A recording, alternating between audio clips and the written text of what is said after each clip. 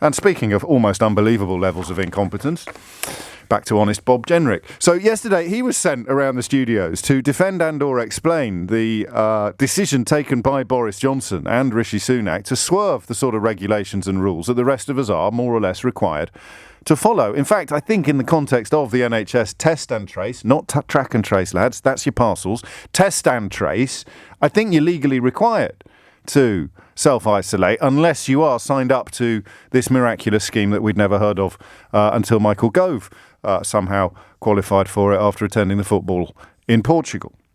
So honest Bob Jenrick sitting in the back of a car on his way back from Sky. You can just imagine him, can't you? Bending the ear of his poor, long-suffering chauffeur. Well, I think that went pretty well, Perkins.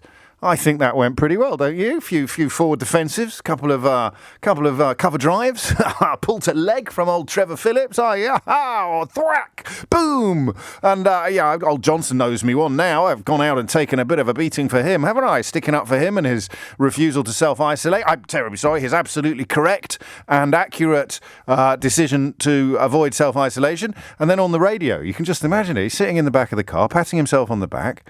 Poor old honest Bob Jenrick.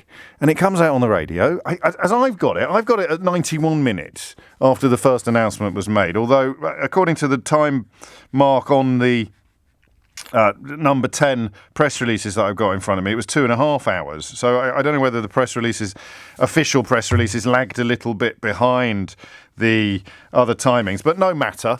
Honest Bob Jenrick sitting in the back of a car, giving himself a little pat on the back for successfully dealing with the so-called media round of defending Boris Johnson and Rishi Sunak's decision to swerve self-isolation, when it's announced on the radio that Boris Johnson and Rishi Sunak are no longer swerving self-isolation and will in fact be abiding by the same rules and regulations that the rest of us are expected to abide by, even though it means that on Freedom Day, the three most important politicians in the country, the Prime Minister, the Chancellor of the Exchequer, and in the context of a coronavirus crisis, the Secretary of State for Health, are all currently self-isolating.